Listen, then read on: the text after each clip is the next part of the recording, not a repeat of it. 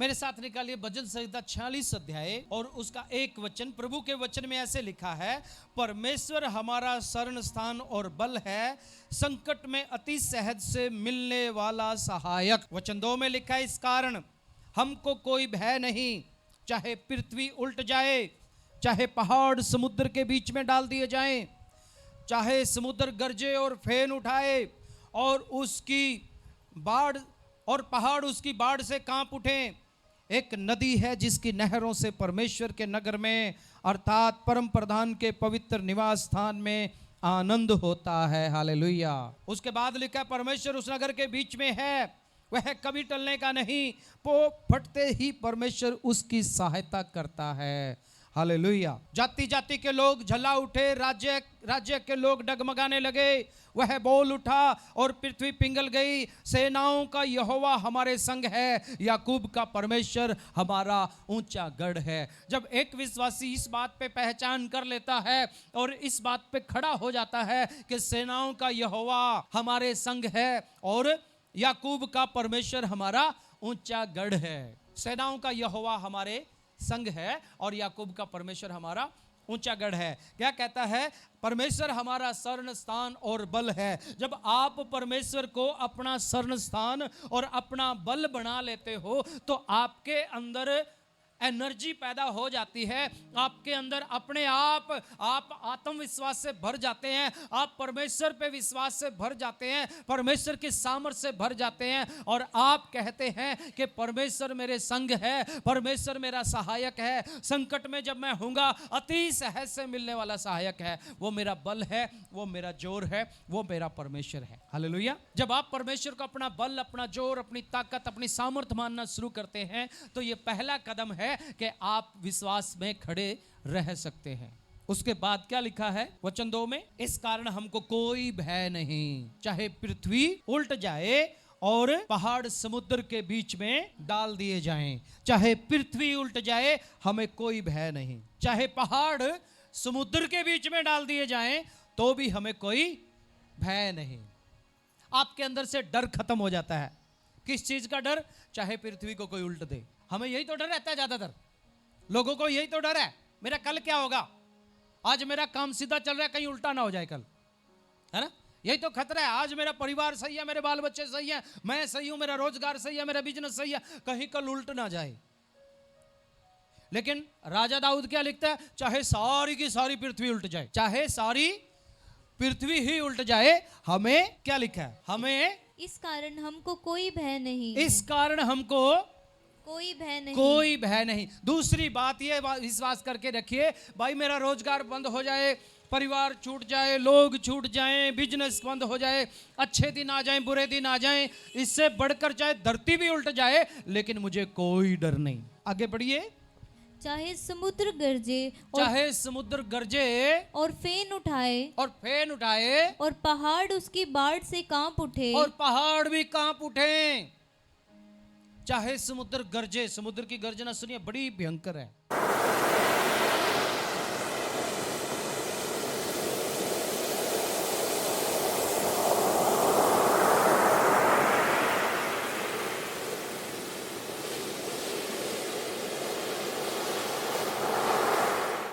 कभी आप समुद्र के किनारे खड़े होकर देखना, दूर तक आपको पानी पानी नजर आएगा। इतना पानी देख के डर लगता है व्यक्ति को। और जब उसकी फेन आती है, लहरें जब उसकी उठ उठ के आती हैं तो पहाड़ों के ऊपर से भी निकल जाती हैं, है? चाहे ऐसा भी हो जाए, चाहे उसकी बाढ़ से पहाड़ भी कांप उठें, तो भी कोई भय नहीं है। क्यों? आगे बढ़िए। एक नदी है जिसकी नहरों से परमेश्वर के नगर में अर्थात परम प्रधान के पवित्र निवास स्थान में आनंद होता है। एक नदी है जिसकी नहरों से परम प्रधान के निवास स्थान में आनंद होता है, परमेश्वर के नगर में आनंद होता है। वो क्या? जब हम आराधना करते हैं, हालेलुया। जब हम स्तुति करते हैं, ऐसे हालात में, ऐसे माहौल में, जब पहाड़ उठे, पृथ्वी उल्ट जाए, समुद्र गरजे, बाढ़ आए, पहाड़ भी कांप उठे, तो भी हमें कोई डर नहीं है। क्यों डर नहीं है? क्योंकि हम एक नदी से जुड़े हुए हैं जो परमेश्वर के नगर में जाती है, आनंद लेकर जाती है, और वो है हमारी स्तुति आराधना। बहुत सारे लोग जो परमेश्वर से प्यार करते हैं, जब उनके ऊपर मुसीबत आ जाती है, वो छुप जाते हैं, परमेश्वर के चरणों में बैठ जाते हैं। परमेश्वर का वचन में लिखा है, बुद्धिमान विपत्ति को आते देखकर छुप जाता है और मूर्ख आगे बढ़कर दंड भुगतता है। बुद्धिमान आदमी डरपोक नहीं होता, कमजोर भी नहीं होता, उसके छुपने की जगह अलग होती है। उसको छुपने की जगह कहाँ है? परमेश्वर के चरणों में। बुद्धिमान व्यक्ति परमेश्वर के चरणों में जाके छुप जाता है। जब आफत आती है, जब मुसीबत आती है, वो प्रभु के चरणों में बैठ जाता है, आराधना करने लग जाता है, और जैसे वो आराधना करता है, उधर से बंधन टूट जाते हैं। चेलों को जेल में बंद कर दिया, आराधना करने लगे, उनके हाथों पैरों में बेड़ियां लगा दी। वचन में लिखा है, वो जोर जोर से आराधना करने लगे, बेड़ियां टूट गई, जेल के दरवाजे टूट गए, भूकंप आ गया और सब बंदी गृह के दरवाजे खुल गए, बंदी छूट गए। दरोगा अपने आप को मारने लगा कि अब तो मेरे को मार, अपने आप को ही मारना ठीक है, नहीं तो मुझे राजा मार देगा कि सारे कैदी तूने भगा दिए। तो परमेश्वर के दास कहते हैं, रुक जा भाई, मत मार तू अपने आप को, हम लोग यहाँ पे हैं। आराधना करने लग जाते हैं। हम गीत भी गाते हैं ना, आराधना में छुटकारा, आराधना में चंगाई, शरीर दे प्राण आत्मा में शांति आनंद देता है जान से प्यारा प्रभु। आराधना में है छुटकारा, आराधना में है चंगाई। जब मुसीबत आती है, दुख आता है, तो परमेश्वर के लोग इधर उधर नहीं भागते, परमेश्वर के लोग प्रभु के चरणों में बैठने लग जाते हैं। और जैसे प्रभु के चरणों में बैठते हैं, वो आफत कब आती है कब चली जाती है पता ही नहीं चलता। हालेलुया। परमेश्वर के साथ, तीसरी बात है परमेश्वर के साथ नजदीक का रिश्ता। लिख लीजिए, परमेश्वर के साथ नजदीक का रिश्ता। जब आपके साथ परमेश्वर का नजदीकी रिश्ता हो जाता है, आप परमेश्वर को प्यार करने लग जाते हैं, परमेश्वर आपसे प्यार करता है, उसकी बातें वो आपके हृदय में डालता है, आप उसकी बातें लोगों को सुनाते हो, ये रिश्ता मजबूत होता जाता है, क्लोज रिलेशनशिप। फिर परमेश्वर कहता है, बेटा मैं तेरे बिना रह नहीं सकता। आप कहते हैं, पिता मैं भी तेरे बिना नहीं रह सकता। आप कहते हैं, प्रभु तेरे बिना मेरा चलता नहीं, तेरे बिना मेरा सरता नहीं। और प्रभु भी कहता है, बेटा मैं भी चाहता हूं तेरे जैसे लोग आराधना करें, क्योंकि वो ढूंढता है आराधना करने वाले लोगों को जो आत्मा और सच्चाई से उसकी आराधना करते हैं। हालेलुया। परमेश्वर के साथ रिश्ता, ऐसा रिश्ता, उसको समझ के उसके साथ रिश्ता बनाना, उसको जान के उसके साथ रिश्ता बनाना, उसको पहचान करके उसके साथ रिश्ता बनाना, और वो रिश्ता जो पवित्र आत्मा के द्वारा मिले रहता है, पवित्र आत्मा के द्वारा मिलाए रखता है आपको, और वो रिश्ता जो आपको सिखाता रहता है, परमेश्वर के साथ रिश्ता। एक बार एक व्यक्ति था, उसका नाम था डेविड हंट। डेविड हंट एक ऐसा व्यक्ति था, आपने देखा होगा शहरों में ना, दो डंडे इधर और इधर बांध के उनके ऊपर एक रस्सा बांध दिया जाता है, और कुछ छोटे छोटे लड़के लड़कियां बच्चे उसके ऊपर करतब दिखाते हैं, कभी उसके ऊपर चल कर दिखाते हैं, है ना। एक लंबा सा बांस उनके हाथ में होता है, कभी कभी साइकिल पे भी कोई चढ़ के आता है उनके ऊपर, है ना, रस्से पे साइकिल चलाता है ऊपर। सबसे पहले दुनिया में जो बाइक चलाया, उस व्यक्ति का नाम था डेविड हंट। डेविड हंट बड़ा अच्छा बाइकर था, और एक दिन उसने लोगों के सामने एक करतब दिखाया। उसने बहुत सारे लोगों को इकट्ठा करके बोला, मैं इस बिल्डिंग से उस बिल्डिंग तक रस्सी बांधूंगा और उस रस्सी के ऊपर मैं अपना बाइक चलाऊंगा। लोग बोलने लगे, तो पागल है, ये गिरेगा मरेगा, हड्डियां तड़वा लेगा अपनी, ये कहाँ का बाइक चलाने वाला बन के घूम रहा है। पर फिर भी लोग इकट्ठे हुए, कुछ तमाशा देखने के लिए इकट्ठे हुए, कुछ उसका मजाक उड़ाने के लिए इकट्ठे हुए, कुछ ये देखने के लिए इकट्ठे हुए कि हो सकता है ये चला भी ले। और ऐसा हुआ, उसने एक बिल्डिंग से दूसरी बिल्डिंग पर रस्सी बांधी और उस रस्से के ऊपर उसने अपनी बाइक को चलाया।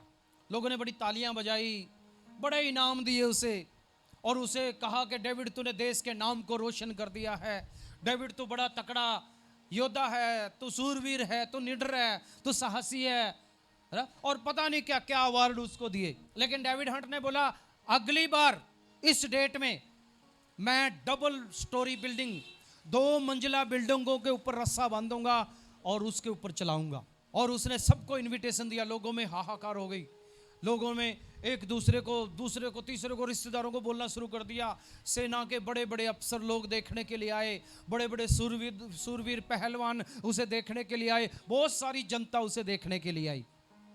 और वो अपनी बाइक लेके ऊपर चढ़ गया और लोगों को बोला कि क्या तुम जानते हो मैं ये कर सकता हूँ, तो जो लोगों ने पहले देखा था उन्होंने जोर से चिल्लाना शुरू किया, डेविड तू कर सकता है, डेविड हंट तू कर सकता है, डेविड डेविड डेविड, ऐसे कह के लोग चिल्लाने लगे।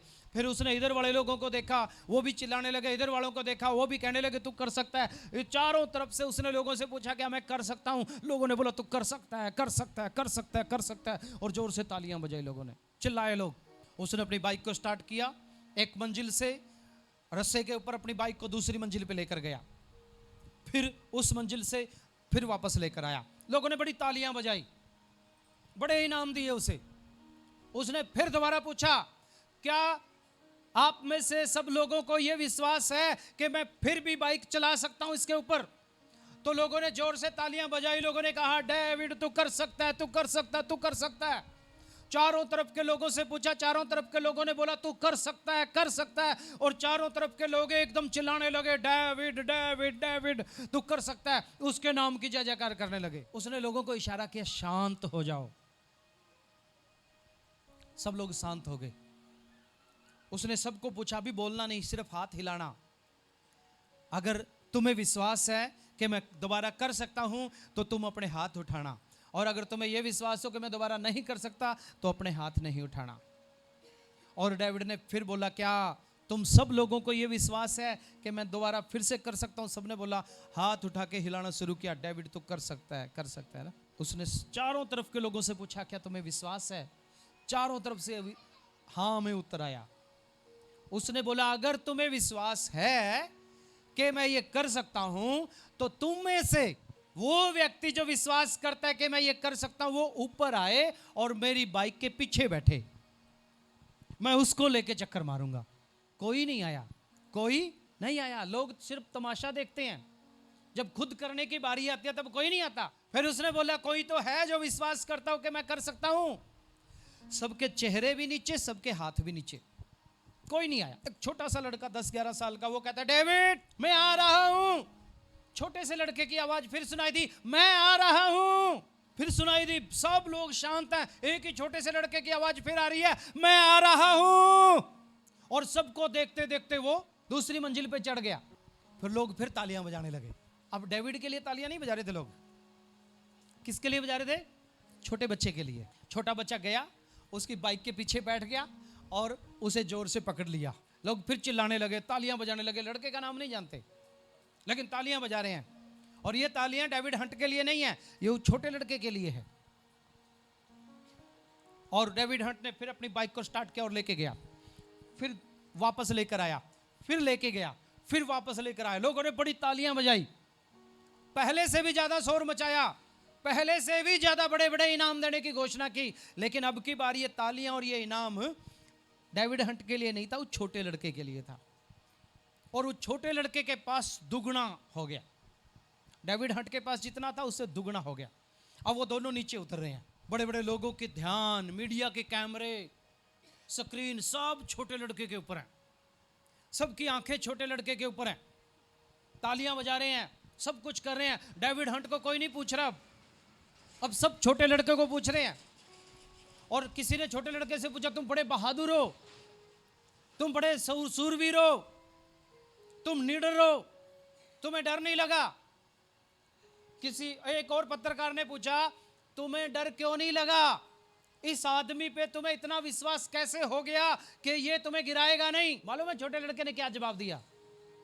छोटे लड़के ने बोला शायद तुम्हें मालूम नहीं है, ये डेविड हंट कोई और नहीं है, मेरा बाप है ये। हालेलुया। क्या कहता है? ये मेरा बाप है। आज मैं आपसे पूछता हूं आपका बाप कौन है? आपका बाप कौन है? पिता परमेश्वर। तो क्या पिता परमेश्वर के साथ नहीं बैठ सकते आप लोग? उसने कहा मेरे चेले मेरे से भी बड़े बड़े काम करेंगे, क्या आप नहीं कर सकते? बोलिए ना। कर सकते हैं। क्यों कर सकते हैं? क्योंकि वो हमारा बाप है जो हमें ताकत देता है।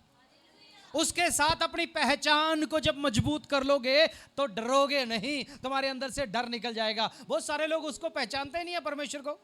छोटा सा भूत आ जाता है डर जाते हैं, छोटी सी बीमारी आ जाती है डर जाते हैं, छोटा सा कोई और प्रलोभन दे देता, कोई लालच दे देता, उधर चले जाते हैं। अपने बाप को नहीं पहचानते। याद रखिए वो हमारा पिता है, वो हमारा बाप है।